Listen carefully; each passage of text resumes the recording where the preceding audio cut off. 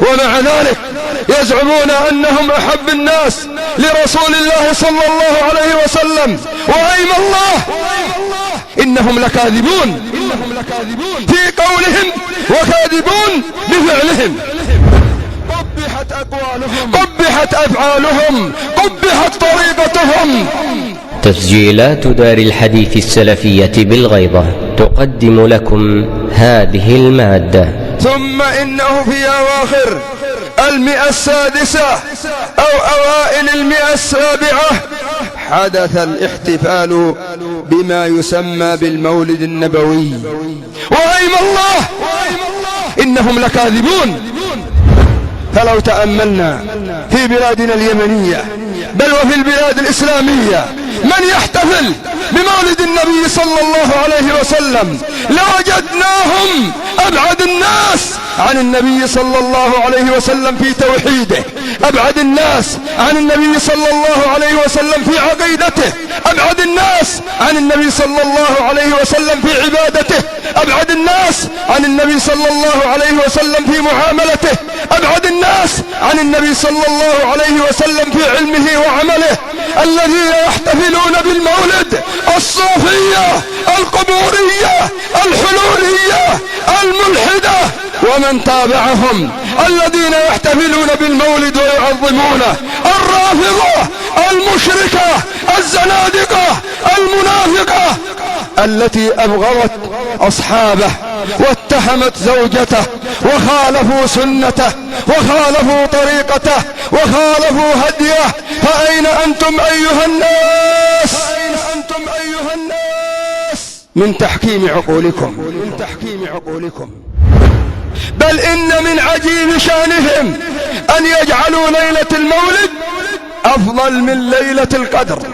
ليلة المولد لم تذكر في حديث ولا في آية، ولا شهر المولد ذكر في حديث ولا في آية، وليلة القدر سورة أنزلها الله عز وجل باسمها، وذكر الله أنها مباركة، وفضل الله عز وجل شهرها بالصيام، وأمر الله عز وجل فيها بالقيام. ثم يعمد هؤلاء الخراصون ويزعمون أن ليلة المولد أعظم من ليلة القدر.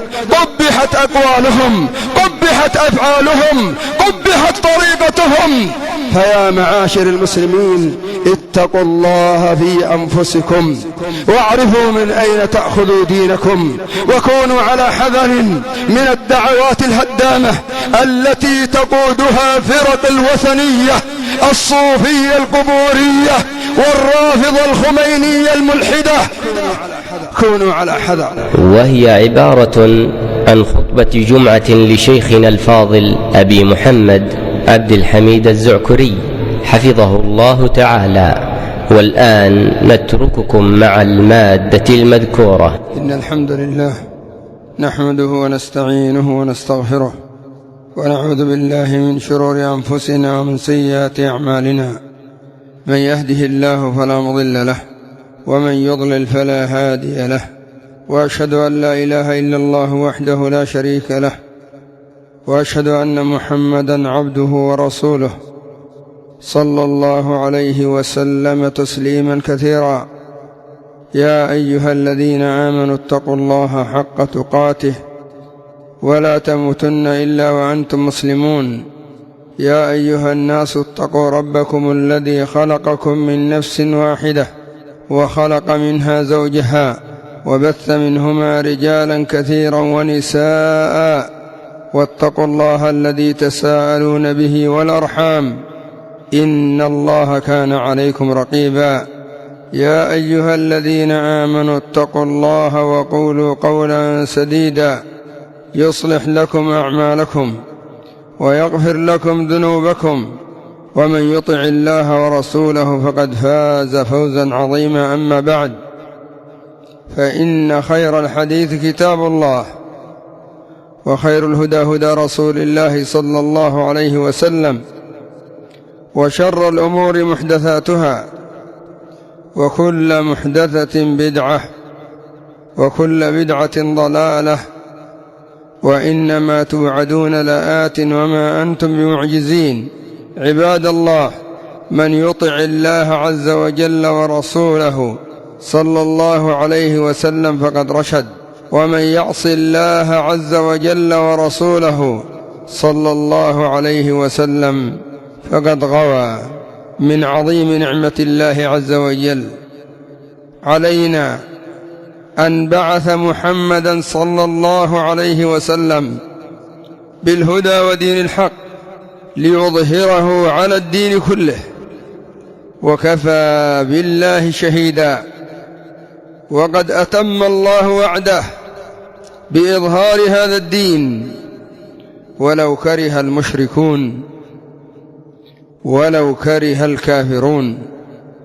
وقد توقل الحسد في اليهود والنصارى على هذه الأمة بما لم يحسدوا على غيرها من الأمم بسبب بعثة رسول الله صلى الله عليه وسلم من ولد إسماعيل عليهم السلام، مع أن كثيرا منهم سكن البلاد العربية، سواء كان ذلك في وادي القرى أو في المدينة، طمعا في خروج هذا النبي والمناصرة له، ولكنه حين بعث عادوه وزهدوا منه وحاربوه وناوؤوه، ويأبى الله إلا أن يتم نوره. لم يقبض النبي صلى الله عليه وسلم إلا وقد أقام الله به الملة المتعوجة، وأصبحت الجزيرة العربية التي كانت مليئة بالأصنام والأوثان يرفع في جميع أرجائها الأذان: أشهد أن لا إله إلا الله، أشهد أن محمد رسول الله، وفي آخره لا إله إلا الله، ترفع في المدن وفي القرى وفي البوادي وفي الحاضرة والسفر. أعز الله عز وجل المسلمين بالإسلام، وأعز الله عز وجل أهل هذه الجزيرة بالإسلام. ثم بعد موت النبي صلى الله عليه وسلم انطلقت الفتوحات شرقا وغربا ويمينا وشمالا، حتى أصبح الأذان يصدع به في كثير من البلاد، وهذا لوعد الله لنبيه، فقد زوى له الأرض مشارقها ومغاربها، وأخبره أن ملك أمته منها ما زوي له.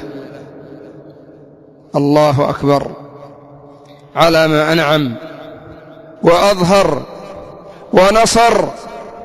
هو الذي أرسل رسوله بالهدى ودين الحق ليظهره على الدين كله ولو كره المشركون.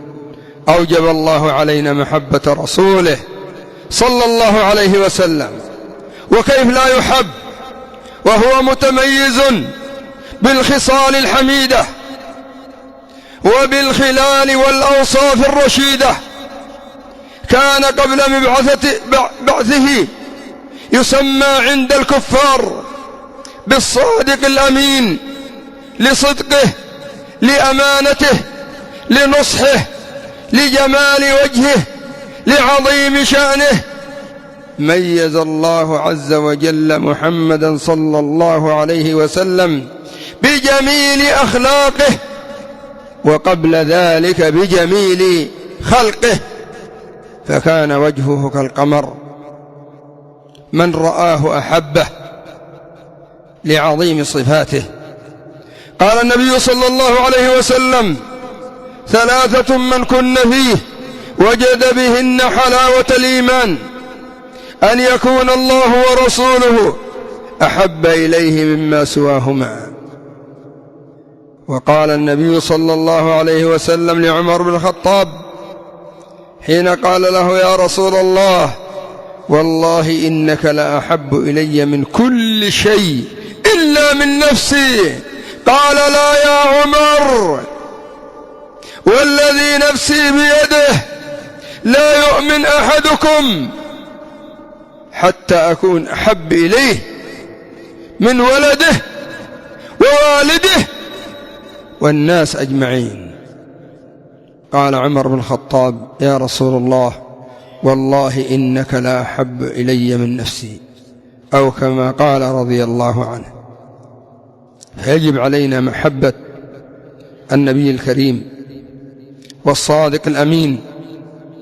ومن عظيم صفات محبيه أن يقتدوا به وأن يتأسوا به، فإن الاقتداء به فرض. قال الله عز وجل قل إن كنتم تحبون الله فاتبعوني يحببكم الله ويغفر لكم ذنوبكم والله غفور رحيم. قال الله عز وجل لقد كان لكم في رسول الله أسوة حسنة لمن كان يرجو الله واليوم الآخر وذكر الله كثيرا.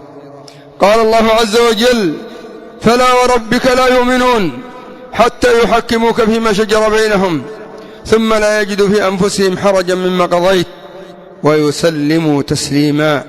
قال الله عز وجل فليحذر الذين يخالفون عن أمره أن تصيبهم فتنة أو يصيبهم عذاب أليم.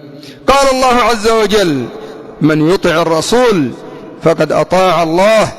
قال الله عز وجل وأطيعوا الله وأطيعوا الرسول لعلكم ترحمون. في أكثر من ذلك بكثير يأمرنا الله عز وجل بمتابعة محمد صلى الله عليه وسلم وبمحبة محمد صلى الله عليه وسلم وبالاقتداء بمحمد صلى الله عليه وسلم. حبنا له، حبنا لسنته، حبنا لصحابته، حبنا لجميع شأنه. أحب أنس بن مالك رضي الله عنه الدباء لأن النبي صلى الله عليه وسلم أحبه. كره أبو أيوب رضي الله عنه الثوم لأن النبي صلى الله عليه وسلم كرهه. فكان شأن الصحابة محبة ما أحبه رسول الله صلى الله عليه وسلم وبغض ما أبغضه رسول الله صلى الله عليه وسلم. وليكن هذا شأننا، وليكن هذا ديننا، وليكن هذا طريقنا. دخل 3 نفر على أزواج النبي صلى الله عليه وسلم يسألوهن عن عبادة النبي صلى الله عليه وسلم فأخبروهم فكأنهم تقالوا العبادة. وجدوا النبي صلى الله عليه وسلم يعاشر النساء، وجدوا النبي صلى الله عليه وسلم ينام، وجدوا النبي صلى الله عليه وسلم يفطر الأيام. قالوا غفر الله لمحمد ما تقدم من ذنبه وما تأخر فأين نحن منه؟ وقرروا قرارا وعزموا على أمر. فقال أحدهم أنا لا أتزوج النساء، وقال الثاني أنا لا أنام الليل، وقال الثالث أنا أصوم الدهر أبدا. فأخبر النبي صلى الله عليه وسلم بشأن النفر 3 فقام خطيبا لم يكتفي بنصحهم وحدهم بتوجيههم وحدهم، لأن هذا الأمر قد يطرأ على الكثير. فقال صلى الله عليه وسلم بعد أن ذكر قصتهم أما إني أتزوج النساء وأنام وأقوم وأصوم وأفطر فمن رغب عن سنتي فليس مني. هؤلاء عزموا على صلاة الليل أبدا، وعلى صيام النهار أبدا، وعلى ترك النساء تفرغا للطاعة. ومع ذلك حين تجاوزوا السنة قال النبي صلى الله عليه وسلم من رغب عن سنتي فليس مني. فأعظم صفة لمحب رسول الله صلى الله عليه وسلم الاتباع لرسول الله صلى الله عليه وسلم والبعد عن الابتداع فإن النبي صلى الله عليه وسلم يقول: من أحدث في أمرنا هذا ما ليس منه فهو رد. ويقول: كل أمتي يدخلون الجنة إلا من أبى. قالوا: ومن يابى يا رسول الله؟ قال: من أطاعني دخل الجنة ومن عصاني فقد أبى. ويقول صلى الله عليه وسلم: مثلي ومثلكم كمثل رجل بنى دارا ثم عمل فيها مأدبة، ثم أرسل رجلا يدعو إلى المأدبة، فمن أطاعه دخل وأكل منها، ومن عصاه لم يأكل منها. فالدار الجنة، والداعي محمد، ومحمد فرق بين الناس. كان الناس على الشرك، ثم جاء الإسلام، فمن دخل بالإسلام تميز عن المشركين. ولما ظهر النفاق، من اقتدى برسول الله صلى الله عليه وسلم وأحبه وعظم أمره تميز عن المنافقين. فيا عباد الله، أنتم ممتحنون ومختبرون بأمرين لا ثالث لهما: الأول الإخلاص لله عز وجل فيما تفعلون، الثاني المتابعة لرسول الله صلى الله عليه وسلم. فإن الله جعل أعمال العباد عائدة إلى هذين الأمرين ليبلوكم أيكم أحسن عملا. قيل فيها: أخلصه وأصوبه. قالوا: يا أبا علي قد عرفنا أخلصه، فما أصوبه؟ قال: متابعة النبي صلى الله عليه وسلم، أو كما قال. عباد الله، إننا في زمن قد كثر المخالفون لرسول الله صلى الله عليه وسلم في أقوالهم، في أفعالهم، في عقائدهم، في عباداتهم، في معاملاتهم، في كثير من شأنهم، ولا حول ولا قوة إلا بالله. بعضه بسبب الجهل، وبعضه بسبب البدعة، وبعضه بسبب التشبه بالكافرين والبعد عن هدي سيد المرسلين صلى الله عليه وسلم، والله المستعان. الحمد لله، والصلاة والسلام على رسول الله، وأشهد أن لا إله إلا الله وحده لا شريك له، وأشهد أن محمدا عبده ورسوله وصفيه ومجتباه صلى الله عليه وسلم. بعث محمد صلى الله عليه وسلم، واختار الله له من بين الناس أصحابه عظموه وعزروه ووقروه.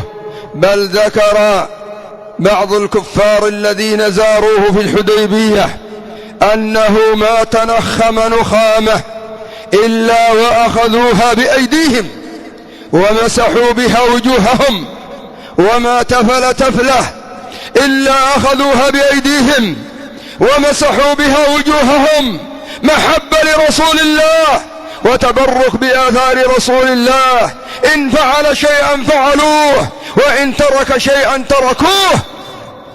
هذا شأنهم وهذا دينهم، وأخذ طريقهم التابعون لهم بإحسان وتابعوهم وإلى يوم الدين.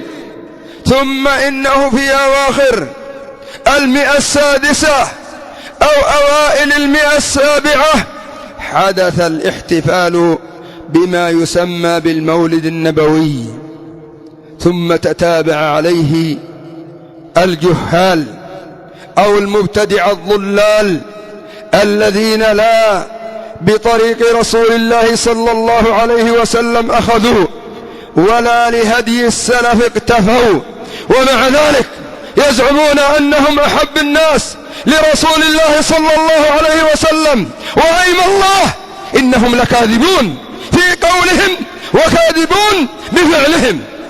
فلو تأملنا في بلادنا اليمنية بل وفي البلاد الإسلامية من يحتفل بمولد النبي صلى الله عليه وسلم لوجدناهم أبعد الناس عن النبي صلى الله عليه وسلم في توحيده، أبعد الناس عن النبي صلى الله عليه وسلم في عقيدته، أبعد الناس عن النبي صلى الله عليه وسلم في عبادته، أبعد الناس عن النبي صلى الله عليه وسلم في معاملته، أبعد الناس عن النبي صلى الله عليه وسلم في علمه وعمله.